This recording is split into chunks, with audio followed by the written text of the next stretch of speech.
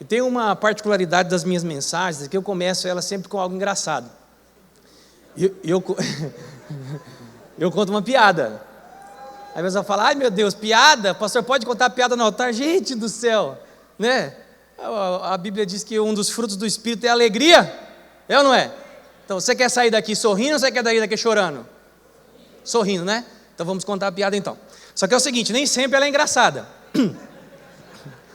Mas eu descobri uma estratégia para ficar legal. Eu sempre digo que elas são inteligentes.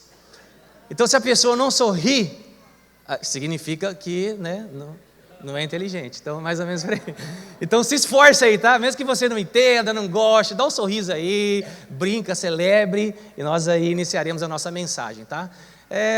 A história é assim, tinha um motoqueiro, ele estava na autoestrada, velocidade, tocando a sua moto, bem concentrado assim na autoestrada, e de repente veio um pássaro bem grande assim, veio em direção a ele, tentou se esquivar, não deu certo, pá, bateu no capacete, caiu o motoqueiro para um lado, o pássaro para o outro, e os dois ficaram ali um tempo desacordados. O motoqueiro levantou, olhou o pássaro lá desacordado, falou, meu Deus do céu, ficou com dó, ficou com misericórdia do pássaro, falou, preciso fazer alguma coisa, eu vou levar esse pássaro para casa, vou cuidar dele, vou ajudar aqui na restauração da saúde dele. Então ele leva o pássaro para casa, e chega lá e fica assim, onde que eu vou deixar esse pássaro? Eu tenho que cuidar dele, mas preciso deixar em algum lugar. Coloca o pássaro dentro de uma gaiola, e passa uns dias lá, e ele começa a tratar do pássaro, e o pássaro não acorda, ainda desmaiado, dormindo ali ainda, né, pelo choque que foi muito grande ali, né. Aí teve um dia que ele saiu, e ele cuidou do pássaro ali, o pássaro recuperando, e não tinha ninguém em casa, o pássaro acordou. Aí o pássaro acordou assim, deitado dentro da gaiola, ele olha assim para um lado, ele vê um monte de grade, olha para o outro, um monte de grade, olha para o outro, um monte de grade, ele fala, meu Deus do céu, matei o motoqueiro. Dê um aplauso ao Senhor.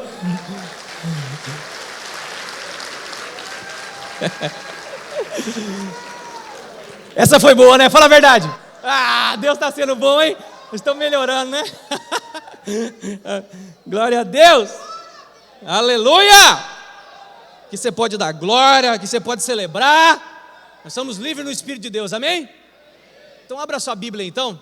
Vamos ler Mateus capítulo 14, versículo 22 e versículo 29. Mateus 14, 22 ao 29.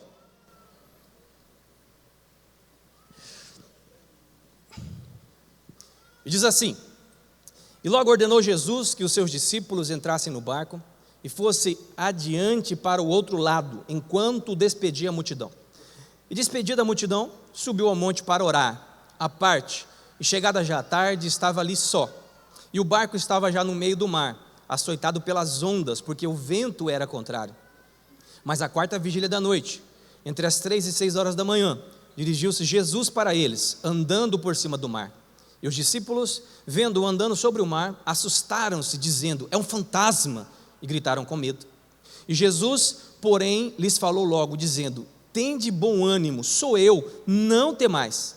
Respondeu então Pedro, Senhor, se és tu, manda-me ter contigo por cima das águas. E ele disse, vem.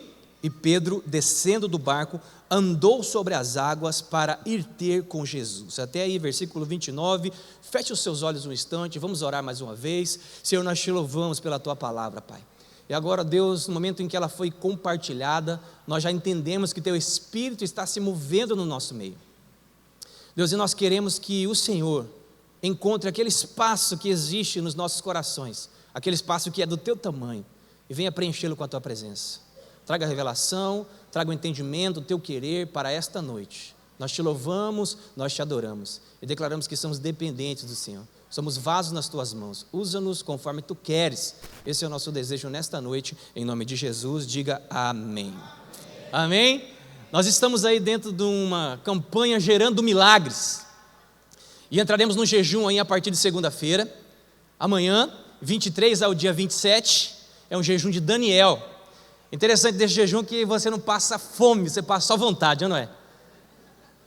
Não sei qual que é pior, talvez, né, o pior seja passar vontade, ou passar fome e não passar vontade, mas é mais ou menos assim. Então nós iremos nos abster, deixar de consumir carne vermelha. Fala, eu aguento.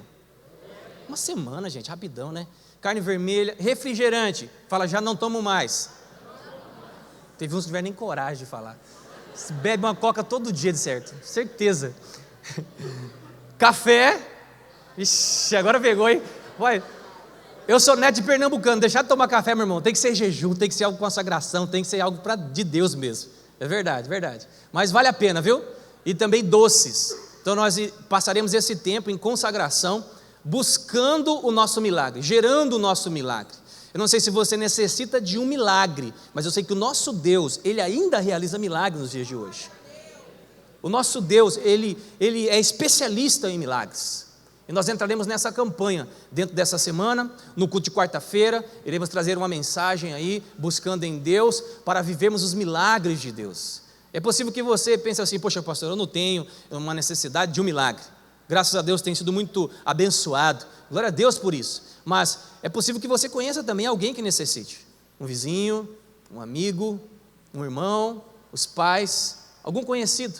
Então eu te convido também a entrar nessa consagração, nesse jejum, apresentando a vida desta pessoa diante de Deus. E nós iremos gerar estes milagres, e nós iremos não só gerar, nós iremos viver os milagres que Deus tem para as nossas vidas. Amém? E o tema dessa mensagem, ele é baseado nisso. Nós iremos aprofundar um pouquinho a respeito disso.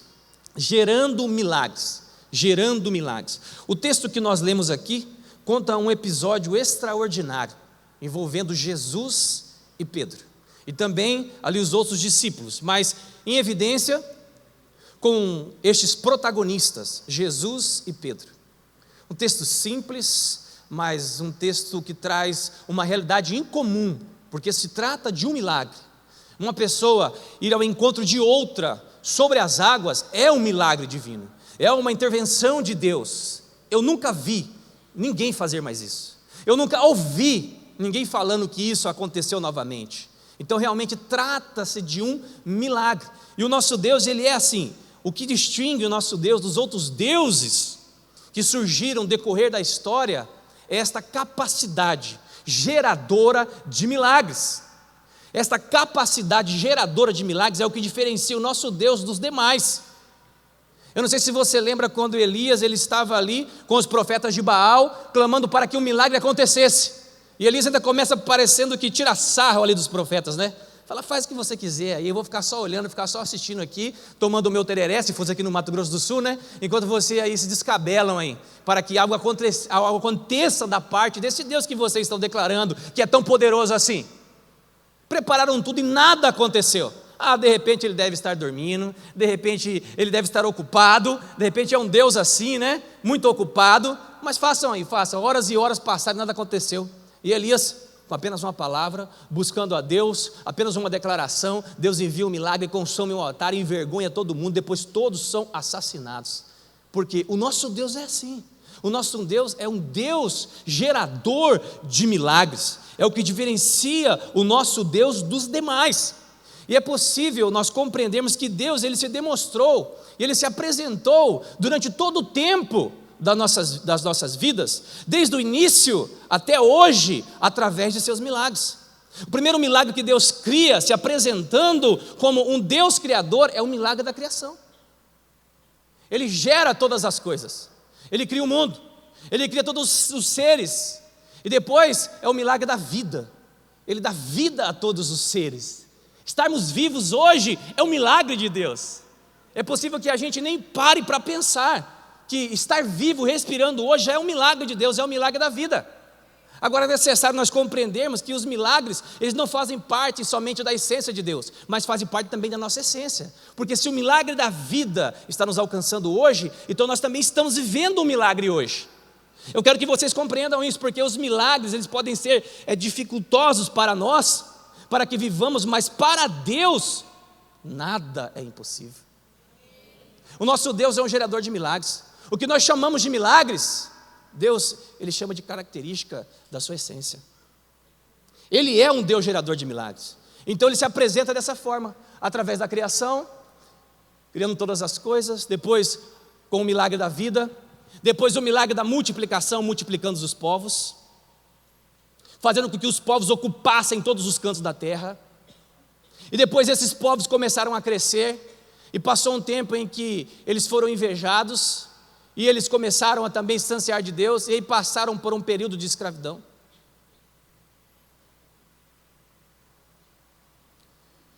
Este período Deus se manifesta, ou após esse período Deus se manifesta como o Deus da libertação, ou o milagre da libertação, tirando ambos do cativeiro egípcio, babilônico, assírio.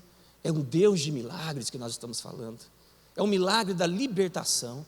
E depois Deus começa a prosperar o seu povo, este povo começa a crescer, e a inveja aumenta de alguns povos, eles começam a entrar em guerras, e guerras, e guerras, e guerras. Isso nós vamos deparar com várias situações, e não é só a de Davi, na particularidade quando ele luta com Golias. Se formos analisar todas as guerras que o povo de Israel entrou, foi milagre de Deus para que eles vencessem cada povo que se levantou contra eles. Estamos falando então, em meio à guerra, Deus se manifesta como o Deus que realiza o milagre da vitória.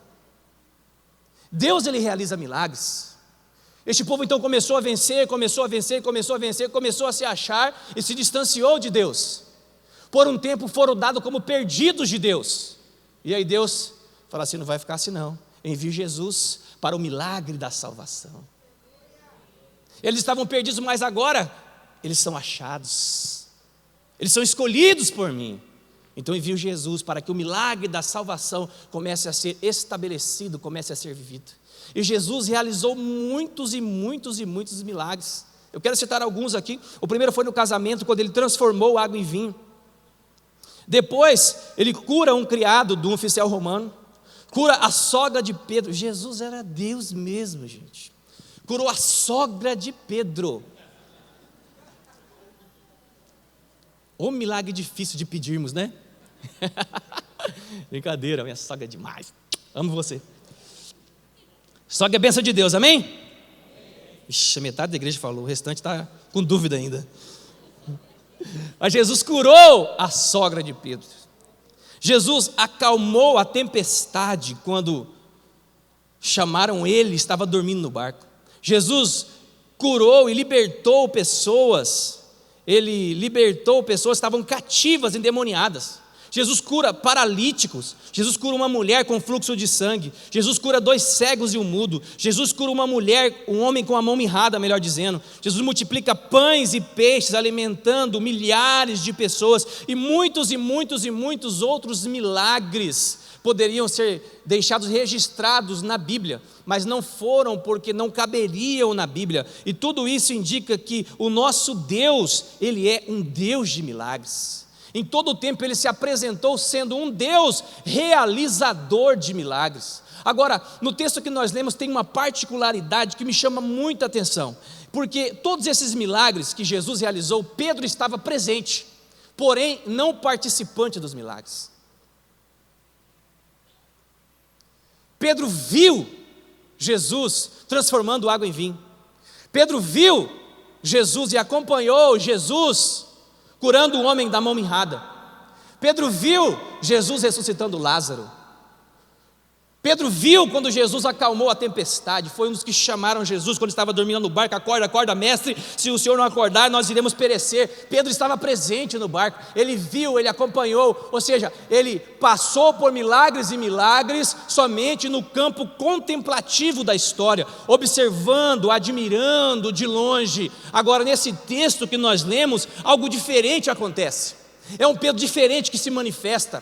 É um Pedro que não quer mais atuar no campo contemplativo. É um Pedro que não quer mais ficar só observando os milagres acontecendo, mas ele quer ser protagonista do seu próprio milagre. Ele quer participar do seu próprio milagre.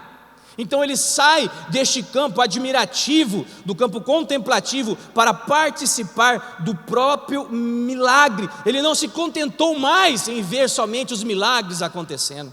Ele disse: basta, basta, eu já vi milagre demais, mas agora eu quero participar dos milagres, eu quero viver este milagre, eu quero ser protagonista desse milagre. Por isso, quando ele viu Jesus, ele disse: mestre, se és tu, me chame para que eu possa ir ter contigo. Então ele sai deste campo contemplativo e começa a ser protagonista do seu próprio milagre. Nós podemos ser protagonistas dos nossos próprios milagres, e muitos milagres estão esperando a nossa ação como protagonista. atuando juntamente com Deus, para que estruturas sejam transformadas, para que famílias sejam restauradas, para que casas sejam novamente reestruturadas, para que o amor, a paz, ela entre em cada lar. Nós somos protagonistas dos nossos milagres. Deus te chama para ser um protagonista do seu próprio milagre, assim como Pedro foi. E essa foi a declaração dele: eu não quero mais ficar no campo contemplativo, eu quero fazer parte deste milagre. Senhor, me chame para ir ter contigo. Me chame para andar sobre as águas e te encontrar no meio do mar. Me chame, Senhor, me chame. É interessante que essa declaração, ela demonstra algumas coisas especiais. E eu quero citar aqui a primeira delas. E é o que nós temos que pensar bastante a respeito. A primeira delas é que Pedro não se conformou com a situação. Ele não estava conformado com a situação. Queridos, existem situações na nossa vida que nós temos que nos revoltar. Se revolte contra o sistema.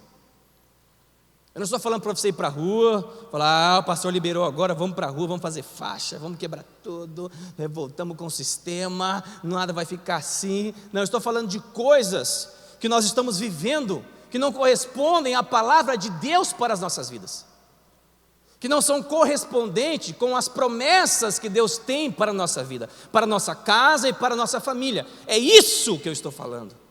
Nós não podemos viver uma vida conformado com estas coisas. Não dá para se conformar mais. Pedro, ele não se conformou mais. Chegou um momento que ele falou assim: eu preciso fazer algo diferente. Eu quero mudar essa história, eu quero mudar essa situação. E nós temos essa capacidade, através da graça, da sabedoria de Deus, da ajuda do Espírito Santo de Deus, para transformar situações, para mudar situações, sendo protagonistas do nosso próprio milagre. Aconteceu algo muito especial comigo. Eu morei um tempo com os meus pais, desde quando nasci.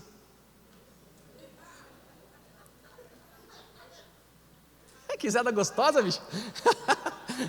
Dá umas 3 dessas aí.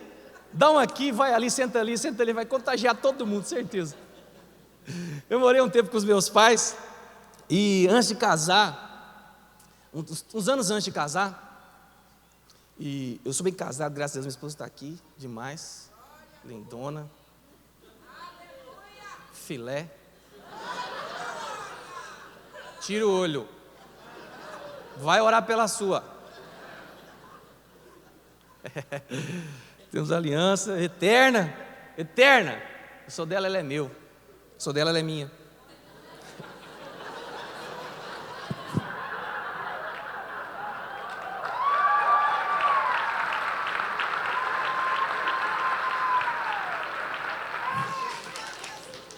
Agora está tudo liberado mesmo.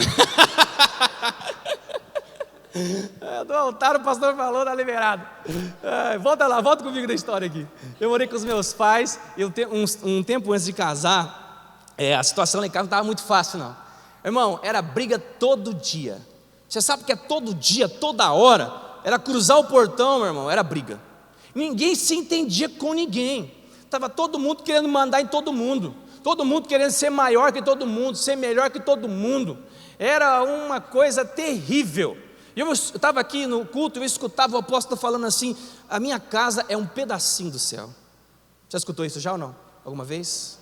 Ele falava: essa é uma promessa de Deus para você, a sua casa será um pedacinho do céu. E eu ia para casa, quando eu parava no portão assim, eu tomava um fôlego para poder entrar, porque era um pedacinho do inferno. Vocês iam porque aconteceu com vocês. Só eu sei o que eu passei lá. Só quem morou lá sabe, né? Só quem morou sabe. Ninguém se entendia com ninguém, meu irmão.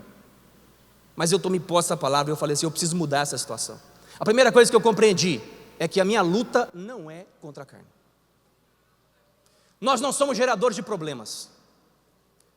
Nós somos resolvedores de problemas. Se existe um problema na sua casa, é você que resolve. Não vai descer um anjo, não vai descer o Espírito Santo e falar assim: cheguei, resolver. Senta aqui, você desse lado da mesa, você desse lado da mesa, vamos resolver a situação. Está errado, né? Estou te vendo, viu, lá do céu. Você vai fazer isso não. Você é protagonista do seu milagre. É você quem muda a situação da tua casa. Eu falei: Deus, me dê sabedoria, entendimento para poder mudar essa história. me ajuda a mudar essa história. Eu comecei a ter comportamentos diferentes, transformadores através do auxílio de Deus. E eu começava a chegar, eu declarava, eu levantava assim a minha mão para o portão da minha casa, eu declarava: a minha casa é um pedacinho do céu. Eu dizia novamente, no outro dia: a minha casa é um pedacinho do céu. Dia após dia. No início, nada mudou. Era briga ainda constante. E quando eu comecei a me comportar diferente, a orar, a confessar isto, parece que as coisas aumentavam. Mas passou um tempo, passou um mês, passou 2, passaram-se alguns dias, algumas pessoas começaram a se converter. O Espírito Santo de Deus começou a agir. Nós começamos a nos entender. O respeito voltou à casa, um para com o outro. A paz começou a reinar e expulsou toda a confusão da casa. Mas tudo começou quando eu entendi a necessidade de não estar conformado com uma situação que não condiz com a palavra e com a promessa de Deus para a minha vida. O que você está vivendo hoje que não condiz com a palavra de Deus e com as promessas de Deus para a sua casa e para a sua família, se revolte contra isso. Com sabedoria, mas se revolte contra isso. Não se conforme com isso. Essa não é a situação. E é interessante que em algum momento eu parei assim, não sei se já pararam para pensar nisso já. Eu parei assim, eu comecei a olhar, eu falei: Deus, parece que a realidade para que eu viva a vida inteira é assim. Porque toda a minha família, ela cresceu desse jeito. Ela cresceu, ninguém se entende com ninguém, a não ser a minha família até hoje. Eles pararam de brigar em todas as festas que tinham, porque acho que amadureceram. E hoje eu acho que não tem mais nem tanta força assim para ficar brigando. Estou envelhecendo. Meu irmão, era reunir, o pau quebrava. Não tinha paz, era confusão total. E eu comecei a acreditar que isso era a realidade. Mas quando eu recebi a palavra aqui do altar, através da vida do apóstolo, falando que a minha casa seria um pedacinho do céu, eu falei: eu quero essa promessa para mim. Pode ser que a realidade não seja essa agora, pode ser que a situação não seja essa agora, mas eu quero essa realidade para mim. Então Deus, Ele me disse algo especial. Ele falou: você é protagonista dessa mudança. Dói, né? Mas é verdade. Pedro, entendendo isso, ele mudou a história dele. Ele falou: não quero mais ficar só no contemplativo, vendo Jesus já agir na vida de um ou na vida de outro. Não, eu quero ser protagonista, eu quero participar do meu milagre. E o próximo milagre será o meu. Querido, entenda algo: Deus tem um milagre maravilhoso para realizar na sua casa. A sua casa será um pedacinho do céu. A sua casa já é um pedacinho do céu. Todo espírito de confusão, ele vai sair da sua casa. Todo espírito de briga, de intriga, de inveja vai sair da sua casa. E o espírito que excede todo entendimento humano, o espírito de paz que está sobre Deus, ele vai reinar sobre o seu lar, sobre a sua vida, em nome de Jesus.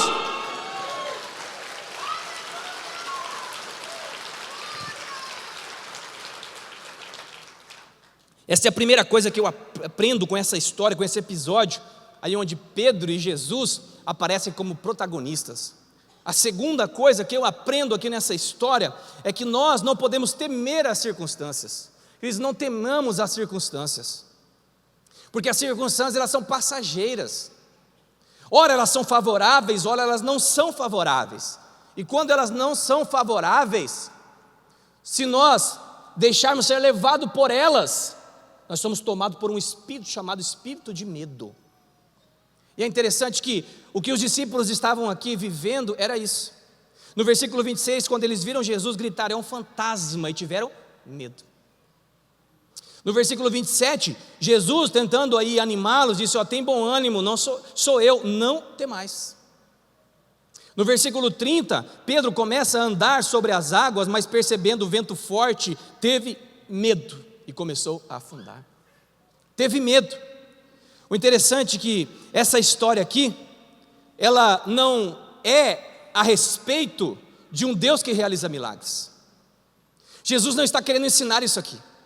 Ele não aparece ao meio do mar andando para dizer para os discípulos: olha, eu sou um Deus que realiza milagres, vamos me seguir aqui, vocês estão bem acompanhados. Jesus não está ensinando isso. Porque se nós estudarmos a história, muitos milagres já aconteceram antes desse episódio aqui. muitos milagres. Então, ele já era conhecido como Deus que realizava milagres. Agora, o que ele estava ensinando é: vocês precisam vencer o medo quando a circunstância não estiver favorável. Este é o maior ensinamento dentro dessa história. Este é o maior ensinamento que Jesus está passando para os discípulos. Vocês precisam aprender a vencer o medo quando as circunstâncias não forem favoráveis na vida de vocês, porque nem sempre as circunstâncias serão favoráveis nas nossas vidas, nem sempre. Então nós temos que aprender isso, nós temos que aprender a vencer esse espírito de medo. O pastor Cote, ele tem uma frase muito interessante, ele diz: olha, Satanás ele atua na vida do homem por duas brechas, por duas portas. Uma é a rejeição e a segunda é o medo. Ele instala o mal, ele arquiteta um projeto e ele consegue adentrar na vida humana para estabelecer esse projeto através da rejeição e através do medo. O apóstolo Edmilson, ele diz que o medo é o oposto da nossa fé. O oposto da nossa fé. Entrou medo, a fé foi embora. Não venceu o medo, a fé não volta. O medo é o oposto da nossa fé. A Bíblia diz que Deus não nos deu espírito de medo. 2 Timóteo 1,7. Deus não nos deu espírito de medo, mas de poder, de amor e de moderação. 1 João 4,18 diz: no amor não há medo, antes o perfeito amor lança fora todo medo. Lança fora todo medo. Eu não sei se você já passou por uma situação assim de muito medo. Eu passei por uma situação esse tempo atrás, em que eu fui tomado por muito medo. Eu tive como se fosse um laudo, e lendo aquele laudo, eu tive medo de morrer. Eu passei dias sem dormir direito. Já estava meses já rodando. Eu acordava de madrugada, preocupado, e acordando todo mundo fica preocupado, sendo envolvido por esse espírito de medo. E teve um dia que eu estava sozinho em casa. Eu sentei no meu sofá, na minha sala, e eu comecei a ver esse laudo. Eu tentei orar, mas não consegui. Parece que quanto mais eu orava, parece que o medo mais aumentava. E chegou um momento que eu fui tomado por tanto medo, só que eu não tinha aceitado que eu estava com medo ainda. Eu declarava o contrário, mas eu não tinha aceitado que eu estava com medo. É diferente você saber que está com medo e confessar que está com medo. Eu ali vendo aquilo, eu fui tomado por medo, meu coração começou a acelerar. Minha pressão começou a subir, a minha mão começou a ficar fria, eu comecei a suar, eu falei: Deus, está acontecendo, eu vou morrer desse jeito. Não é nem pelo laudo, é por essa situação. Eu falei: Deus, o que está acontecendo comigo? Por que eu estou assim com tanto medo? Quando eu falei essa palavra medo, o Espírito Santo de Deus me lembrou dessa mensagem. Ele falou: Deus não te deu espírito de medo, mas de amor, poder e moderação.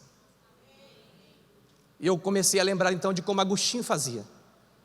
Agostinho, na sua história de vida, na sua trajetória de vida, ele deixou aí seus relatos que ele expulsava dele mesmo todos os demônios diariamente. Ele colocava a mão na cabeça dele e falava: demônio, sai. Eu falei: eu vou fazer isso. Eu comecei a colocar a mão na minha cabeça. Eu falei: espírito de medo, sai em nome de Jesus. E nada acontecia. Falei: espírito de medo, sai em nome de Jesus. E nada acontecia. Eu comecei a me voltar com mais intensidade. Eu falei: espírito de medo, sai em nome de Jesus. E eu comecei a expulsar mesmo assim, sabe? Eu lembrei dos irmãos da Universal. Eu falei: meu amigo, minha amiga. Brincadeira, verdade. Vocês gostam da minha palhaçada, né? Eu falei: espírito de medo, sai em nome de Jesus. Queria dizer, eu fiquei ali um tempo e chegou um momento em que eu senti algo saindo de dentro de mim. E veio uma paz tão grande no meu coração. Aí Deus falou comigo: agora você está com o espírito certo. Pode aplaudir.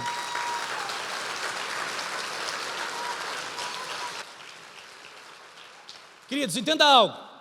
A situação pode não ser nem tão grave assim, mas o medo te coloca mais para baixo ainda.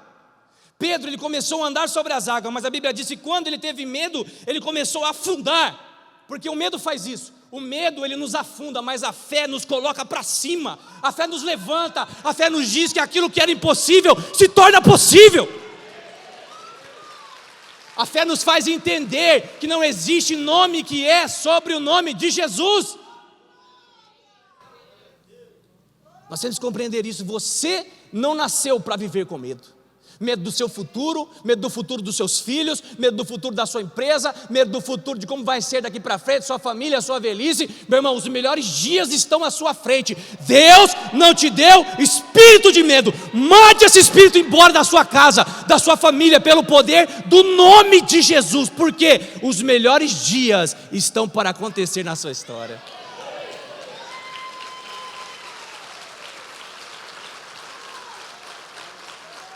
E o grande ensinamento de Jesus foi esse. E o que Pedro aprendeu com todo esse ensinamento é que o milagre depende somente de Jesus. Ou é só nele que nós encontramos o milagre que precisamos. Isso significa que eu não preciso sair correndo de um lado para o outro. O milagre está nesse lugar aqui, ó. Vou ficar aqui. Não, o milagre está nesse lugar agora. Vou para aquele lugar, né? Depois eu volto. Quarta-feira vai estar aí, puxa, vou estar aí. Vai ter milagre quarta-feira, viu? Vem. Vou lá. O milagre está com esse anjo aqui agora, eu vou grudar nesse anjo, né? Vou estar nele aí direto. O milagre está quando o anjo passa e mexe na água agora. Jesus falou, o que você está esperando aí? O anjo passar, o que você precisa? Ei, eu sou o milagre. Jesus é o meu, é o teu milagre. Tudo que eu e você precisamos está nele. Ele é o Deus gerador de milagres, querido. Jesus é tudo que nós precisamos, Ele tem e Ele é tudo que nós precisamos. Para o cansado, Jesus é o renovo. Para o perturbado, Ele é a paz. Para o perdido, Ele é o caminho. Para o desistido, Ele é a vida. Para a guerra, Ele é a vitória. Para o pecado, Ele é o perdão. E para o fim do mundo, Jesus é a salvação. Ele é tudo que eu e você precisamos. Tudo está em Jesus, tudo está nele. Irmão, então se volte totalmente para Jesus dessa noite. E uma das coisas interessantes que Pedro fez, ele saiu do barco. Pode vir, pessoal. Ele saiu do barco. Eu não sei o que o barco representa para você. Talvez represente a sua segurança. Talvez representa aí um lugar cômodo para viver. Não quero mexer nisso, eu não quero mudar nisso agora não. Não quero me comprometer tanto com Jesus assim não quero não, eu vi aí que passa por umas situações meio difíceis aí, não quero isso não. Mas querido, quem ficou no barco não viveu o milagre.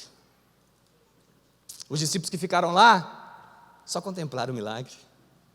Aquele que ousou sair do barco, ele virou protagonista do seu próprio milagre. E nessa noite eu quero te convidar, sai do barco. Sai desse lugar de conforto. Sai desse lugar de segurança. O mesmo Jesus que estava lá está aqui. Só que agora não é mais Pedro que ele chama. Vem ter comigo. Não. Ele me chama e ele te chama. Sai do seu barco. Sai do seu mundo e vem para o meu. Ei, sai do seu mundo e vem para o mundo de Deus. O mundo dele é lindo demais. E ele está te esperando. E se por um acaso, no decorrer da caminhada, lhe faltar fé, fraquejar, entenda que Ele faz como Ele fez com Pedro. Ele estende a mão, Ele puxa Pedro de dentro das águas para fora, dizendo que é uma caminhada que nunca, nenhum dia nós estaremos a sós, porque Ele está conosco. Ele está conosco, a sua mão nos fortalece, a sua mão, ela nos levanta. Esse é o nosso Deus, Ele é o Deus realizador de milagres, e Ele te chama, vem, sai do barco, porque eu quero realizar um grande milagre na sua vida, nesta noite, pelo poder do nome de Jesus.